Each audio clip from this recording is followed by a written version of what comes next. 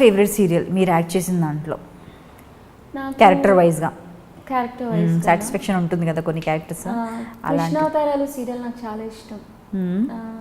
చందు అని చేశాను. ఆ సీరియల్ అంటే నాకు చాలా కామెడీ ఉంటుంది. నాకు బేసిక్గా కామెడీ టైప్ అంటే కొంచెం నచ్చుతుంది, ఆడవడాలు వాటికన్నా. అదంటే చాలా ఇష్టం. రీసెంట్గా అంటే కాంచనమాల సీరియల్లో కూడా నాకు ఇష్టం. ఎందుకు అంటే ఏదైనా డిఫరెంట్గా నెగిటివ్ షేడ్స్ని ఎక్కువగా పాజిటివ్గా చేశాను. పాజిటివ్ బబ్లీగా ఉండే క్యారెక్టర్స్ అలాంటివి చేశాను తప్ప నెగిటివ్ తక్కువ. కాంచనమాల సీరియల్లో నెగిటివ్ చేశాను. సో నాకు నచ్చుతుంది ఆ సీరియల్ కూడా. అంటే సీరియల్ లొకేషన్లో ఎప్పుడైనా ఎవరితోనా గొడవపడ్డ సందర్భాలు ఉన్నాయి? అంటే సీరియల్ అనగానే డిఫరెంట్ మెంటాలిటీస్ ఉంటుంటాయి. రకరకాల మనుషులతో మనం వర్క్ చేయాలి. ఒకరోజు ఒక లొకేషన్లో మనకు 40 మంది ఉండొచ్చు, 50 మంది ఉండొచ్చు, 100 మంది కూడా ఉండొచ్చు. So serial is no more small, పేరుకే స్మాల్ స్క్రీన్. కాకపోతే వర్క్ విషయంలో జనాలు మనం చాలా మందితో వర్క్ చేయాలి, అందరితో స్ట్రెస్ లేకుండా రిలాక్స్డ్గా మాట్లాడాలి, అది అలా నవ్వాలి పీస్ఫుల్గా. సో ఎప్పుడైనా కూడా గొడవపడ్డ సందర్భాలు ఉన్నాయా? మర్చిపోలేదు. గొడవలు అన్నాక అవుతాయి కదా కామన్. నీకు కోపం వస్తుందా? నాకు త్వరగా రాదు. కోపం వస్తే మాత్రం పీక్స్లో ఉంటుంది. అంత త్వరగా కోపం అయితే రాదు. గొడవ అయితే జరిగింది. చెప్తారా? ఒక అమ్మాయితో జరిగింది.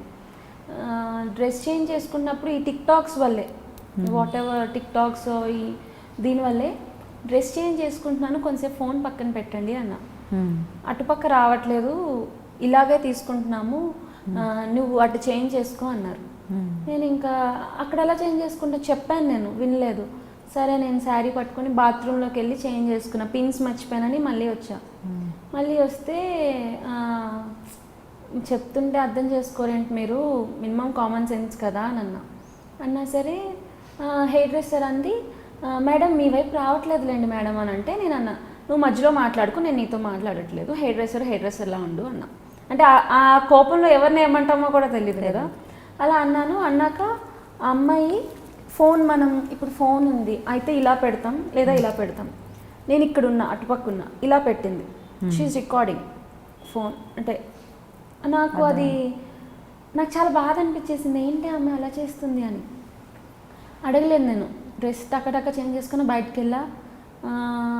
నా కో ఆర్టిస్ట్ వాళ్ళతో అన్నాను, ఇలా జరిగింది, రవి గారికి చెప్తే పెద్ద గొడవ అయిపోతుంది, నాకు భయం వేస్తుంది అని అన్నాను. అయినా సరే నేను రవి గారికి చెప్పాను, మేనేజర్ గారికి పిలిపించాను, ఇలా జరిగిందండి, అమ్మాయిని మొబైల్ ఇమ్మనండి, నేను చెక్ చేస్తాను అన్నా.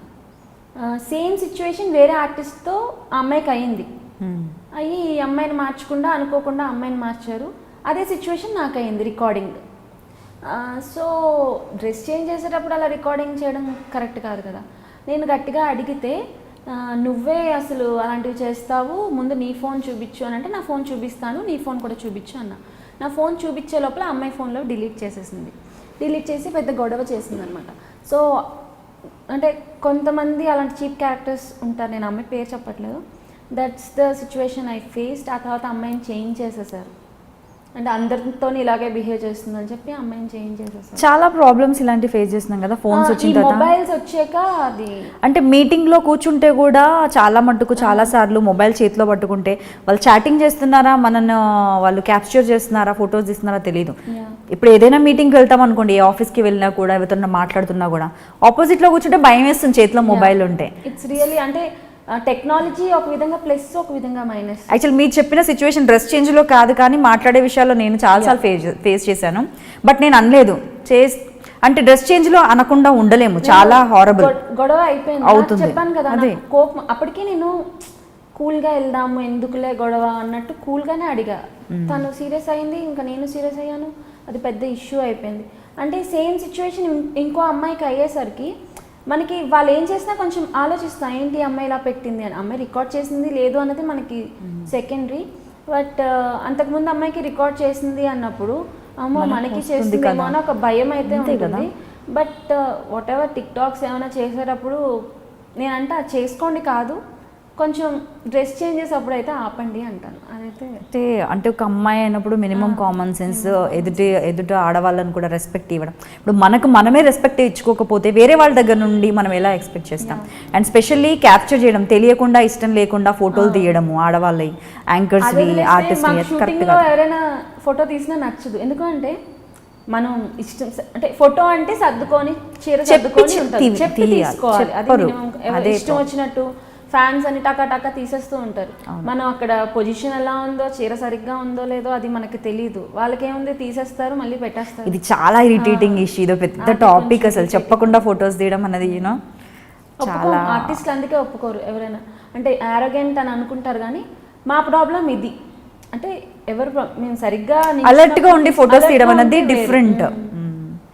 సో అలర్ట్నెస్ లేకుండా ఫొటోస్ తీయడం అనేది అది ఫేస్ చేసేదే చాలా ఫ్రీక్వెంట్, చాలా తక్కువ ఈ టాపిక్ రావడం. బట్ కాకపోతే వచ్చింది కాబట్టి చెప్తున్నా, అందరూ ఫేస్ చేసే ప్రాబ్లం అది. మోస్ట్ ప్రాబ్లమ్ ఇండస్ట్రీలో ఫేస్ చేసే. కొంతమంది చెప్పరు, ఎందుకంటే అది కూడా చెప్పే విషయం అంటారు, కానీ అది చాలా ఇరిటేటింగ్ విషయం. అది అర్థంగా చాలా డిస్టర్బ్ చేస్తుంది మైండ్ని.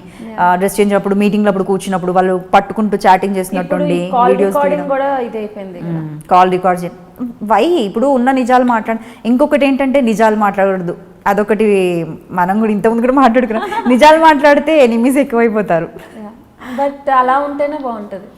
కాకపోతే ఉన్న ఫ్రెండ్స్ అయినా లాంగ్ లైఫ్ ఉంటారు, జెన్యూన్ మెంబర్స్ మనతో ఉంటారు. జెన్యూన్ కాని వాళ్ళు ఉండరు.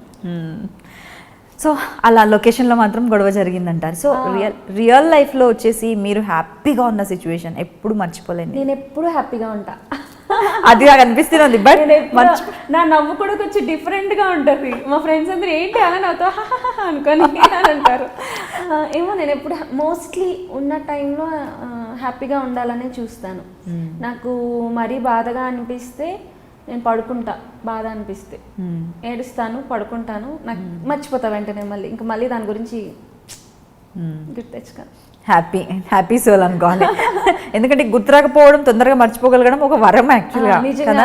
మళ్ళీ దాన్ని రిపీటెడ్గా దాని గురించి ఆలోచించే పని ఉండదు, పాజిటివ్గా ఉండొచ్చు. నెగిటివ్ ఏమైంది అని అంటే, ఎప్పుడు ఏడ్చారు అని అంటే, ఎప్పుడు ఏడ్చాను, ఏడ్చినా సరే నాకు గుర్తుండదు అంత. ఏంటి ఎప్పుడు ఏడ్చాను, ఎక్కువ బాధపడ్డాను అన్నట్టు అలా ఆలోచిస్తా, మర్చిపోతాను. అంతగా హార్ట్ తీసుకోండి. సో ఒక క్యారెక్టర్ ఒప్పుకునేటప్పుడు ఏం చూస్తారు ఫస్ట్? మీరు క్యారెక్టర్ చూస్తారా, ప్రొడక్షన్ చూస్తారా, డైరెక్టర్ని చూస్తారా? ప్రొడక్షన్ చూస్తాను, క్యారెక్టర్ చూసుకుంటాను. అంటే మనకి ఇంత కష్టపడుతున్నాం, పేమెంట్స్ టైం టు టైం రావాలి. పెద్ద బ్యానర్స్ అనుకోండి, అన్నపూర్ణ, ఆర్కా అలాంటివి అయితే మనకు టైం టు టైం ఇచ్చేస్తూ ఉంటారు. సో ప్రొడక్షన్ చూసుకుంటాం. అండ్ మన రోల్ ఎలా ఉంది, అక్కడ కొన్ని నెగిటివ్ ఒకటి చెప్తారు, అక్కడికి వెళ్ళాక వేరే జరుగుతూ ఉంటాయి. అంటే వాళ్ళని అనేది ఏం లేదు. సీరియల్ ఎలా అంటే రేపు అంటే ముందు రోజే వస్తుంది మనకి. ఈరోజు టెలికాస్ట్ అవ్వాల్సింది 1 day ముందే అప్పుడప్పుడు సీన్లు ఓకే అవుతూ ఉంటాయి. అంటే సీరియల్స్ చెప్తున్నా, అంటే ఆర్టిస్టుల ప్రాబ్లం, డేట్స్ ప్రాబ్లం అయి ఉండొచ్చు, స్క్రిప్ట్ ప్రాబ్లం అన్నీ ఉంటాయి. ఛానల్ ఓకే చేయాలి స్క్రిప్ట్ని. సో క్యారెక్టర్ బాగుండాలి. నేను అంటే కొన్ని చేస్తాము, వెనకతలు జూనియర్ ఇంత మంచి పొజిషన్కి వచ్చి వెనకతలు జూనియర్ ఆర్టిస్ట్లో నించోబెడతారు, చాలా బాధ అనిపిస్తుంది. సీరియల్స్లో కూడా నించుంటే డైలాగ్ ఉండదు, ఏముండదు. అంతే, అలా 2-3కి ఇంపార్టెన్స్ ఉంటాయి, అందరికీ ఇవ్వలేరు. బట్ మినిమం ఒక ఆర్టిస్ట్ని, మంచి ఆర్టిస్ట్ని పెట్టారు అంటే వాళ్ళకి ఇంపార్టెన్స్ ఉంటేనే పెట్టాలి. లేకపోతే నార్మల్ చిన్న ఆర్టిస్ట్ని పెడితే అట్లీస్ట్ వాళ్ళకైనా డబ్బులు వస్తాయి కదా, మాకు ఇంత ఇచ్చి వేస్ట్ కదా అని నా ఫీలింగ్. ఏదైనా క్యారెక్టర్ అది బాగుంది లేదో అన్నది చూసుకుంటాను. సో అలా ఇప్పుడు టైమింగ్స్ చూసుకుంటాను నేను. నేనైతే 9 దాటితే చేయను అంటాను, మ్యాక్స్ 10. 9 అన్నా అంటే 10 వరకు ఓకే. మరి కొంతమంది 1-2 వరకు చేస్తారు కొన్ని, అంటే చెప్పలేము. అలా నేను చేయలేను, అంటే మా బాబు ఉన్నాడు కదా. సో 9 to 9 చేస్తా. ఓకే. సో ఎప్పుడైనా ఇలా సీరియల్ మధ్యలో వదులుకున్న సందర్భాలు ఉన్నాయి? అంటే టైం ఇష్యూ కావచ్చు, మనీ ఇష్యూ, మీరు చెప్పినట్టు డైలాగ్స్ ఇంపార్టెన్స్ లేకుండా వదిలేరా? వదిలేసాను నేను. ఒక సీరియల్ పెళ్లి పుస్తకం అని నాకు పేమెంట్ సరిగ్గా ఇచ్చేవారు కాదు, నాకే కాదు చాలా మందికి ఇవ్వలేదు, అది వదిలేసాను. ఇంకోటి నాకు ఇష్టమైన సీరియలే వదిలేసా, కృష్ణావతారాలు. లేట్ అవుతుంది అని చెప్పాను ముందే నేను, మానేస్తానండి అని. అంటే వాళ్ళు అలాగే అంటారు, మానరు అని అనుకున్నారు. అలా అంటారా అని చెప్పి మానేసాను. అంటే మేము అంటే ఏమంటారు, మరీ లేట్ అయిపోయేది, 12 అలా అయిపోయేది. ఎంత లేట్ అంటే స్ట్రెయిన్ అయిపోతాం. మళ్ళీ మార్నింగ్ మా ఫేస్లు పాడైపోతే మళ్ళీ ఏంటి ఇలా ఉన్నారని అంటారు. సో అందుకని లేట్ నైట్స్ అయితే చెయ్యనని చెప్పాను, లేట్ అయ్యేది. బట్ అదొకటి వదిలేసుకుని అంతే, 2. సో ఇప్పుడు వచ్చేసి స్పెషల్లీ ఇండస్ట్రీలో కూడా చూసుకుంటే అంటే ఆర్టిస్టులు అంటే యూనివర్సల్ లాగా ఆర్టిస్ట్ని ఎక్కడ నుండైనా రావచ్చు. బెంగళూరు నుండి రావచ్చు, చెన్నై నుండి రావచ్చు, బాంబే నుండి రావచ్చు. ఇక్కడ వాళ్ళు కొంచెం అంతో ఎంతో తక్కువ మంది కంపేర్ టు తమిళ ఇండస్ట్రీలో చూసుకుంటే ఎక్కువ మటుకు అక్కడ వాళ్ళనే తీసుకుంటారు. అండ్ నేటివిటీకి దగ్గరగా ఉంటాయి సీరియల్స్, చాలా న్యాచురల్గా ఉంటాయి. సో ఇంతకుముందు ఉంటాయి కదా అని చెప్పేదాన్ని, బట్ నేను చూస్తున్నాను కాబట్టి చాలా న్యాచురాలిటీ చాలా దగ్గరగా ఉంటాయి. అండ్ యాక్టింగ్కి బాగా స్కోప్ ఉంటుంది. అండ్ విన్నదాని ప్రకారం పంక్చువాలిటీ ఉంటుంది, చాలా రెస్పెక్ట్ ఉంటుంది ఆర్టిస్ట్కి, కేరింగ్, ఇన్ని ఉంటాయి. సో మరి వాటితో కంపేర్ చేసినా చేయకపోయినా ఈ ఇండస్ట్రీలో, ఇప్పుడు మన తెలుగు ఇండస్ట్రీలో వచ్చేసి బయటి వాళ్ళు ఎక్కువగా వస్తున్నారు.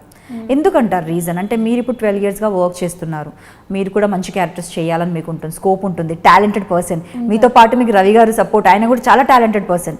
ఏదైనా ఉన్నా వెంటనే మీకు మిస్టేక్స్ కూడా చెప్తుంటారు. ఒకరికొకరు సపోర్ట్ మీరు, ఇది చాలా స్ట్రెంగ్త్ యాక్చువల్గా. సో మీరు ఏమనుకుంటున్నారు, అసలు ఎందుకు వస్తున్నారు అంటున్నారు బయట నుండి?